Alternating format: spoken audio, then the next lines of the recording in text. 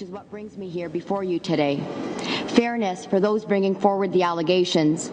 Fairness for all foreign workers who have a right to be welcome and treated well in our country. And fairness for anyone who has been accused of wrongdoing, like myself. I'm here today to speak to you about an issue that has really taken on a life of its own. An issue that has been based on innuendo and allegations that are false and unsubstantiated. Politics has really been in large supply, and fairness has really been hard to find. Reporters have been reporting on this, journalists have been writing about it, and political parties have been using this issue to exploit it in their own sensational ways for their own partisan purposes. You can only imagine what it's like to have been the subject of these stories, to have your character, your conduct maligned, with so much, without an opportunity to even have the chance to fairly defend your name. Can you imagine how it feels to have the very values and beliefs that have defined you as an individual, as a person, values and beliefs that you have championed as a family, put into question? But I'm here today, my colleagues, to put the record straight and to ensure that the facts are brought to light, not based on allegations, but based on facts and proof and evidence. I, Ruby Dalla, did not employ Magdalene Gordo or Richland Thompson. I, Ruby Dalla, did not sponsor Magdalene or Richland. I did not pay the salaries of Magdalene or Richland. I was not the person that care was provided to by Magdalene or Richland.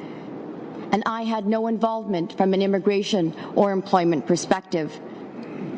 I did have one involvement, though, and that was as a daughter. A daughter who made an initial phone call to an agency for her mother who required help. And that referral in itself was received from a very good friend. And after that initial phone call, it was my mother and my brother who had contact with that agency. I, like many others, are trying to wonder why these caregivers have come forward 15 months later after leaving our home on what I thought was on good terms. I don't know what their motive is, but I do want to tell all of you today that I have nothing to hide and I have done nothing wrong. If you take a look at the allegations in themselves, Ms. Gordo alleges that she was not paid for her work. But when you take a look at the evidence and the proof, it is Ms. Gordo herself who has signed handwritten receipts stating that she has received the funding, the payments. She has also signed a receipt stating that nothing more is owed.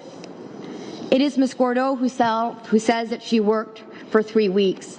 But again, when you take a look at the evidence, it is her herself who states that she only worked for a period of 11 days.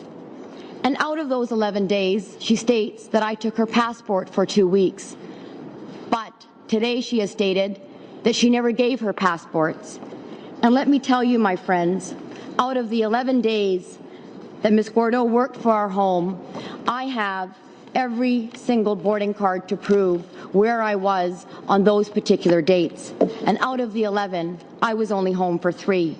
And in those 3 days of being in the GTA itself, I was involved with my constituency and the community. It is alleged that I have had regular contact with Ms. Gordo. But when you take a look at the proof and the evidence once again, and you take a look at all of the boarding cards that I have, I wasn't even physically in the GTA. They both claim to have shoveled snow, but my mother has hired a snow shoveler for the past 5 years. And it is this snow shoveler who has given a written statement stating he has never come to the home and the snow has been shoveled before he has done it. They claim to have cleaned the clinics. My brother has a professional cleaning service that cleans the clinics on a daily basis and has done so since the clinics have been opened.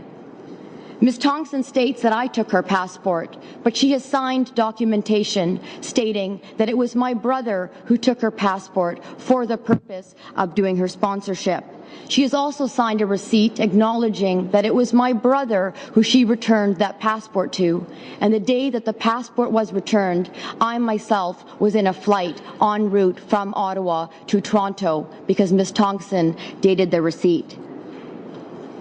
In another effort to advance her claim, and I don't know if this has come out, but it was Ms. Thompson who tried to impersonate me to HRSDC. There is one final item I think that is of incredible importance that people have been wondering about.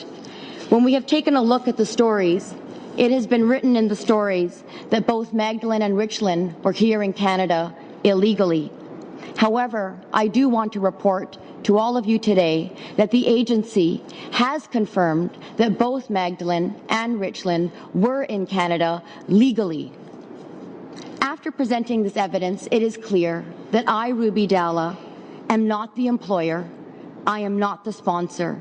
And to that end, to ensure that my name that I have worked incredibly hard for my whole life, I have personally asked the Ethics Commissioner to investigate this issue, and I will cooperate fully with the investigation.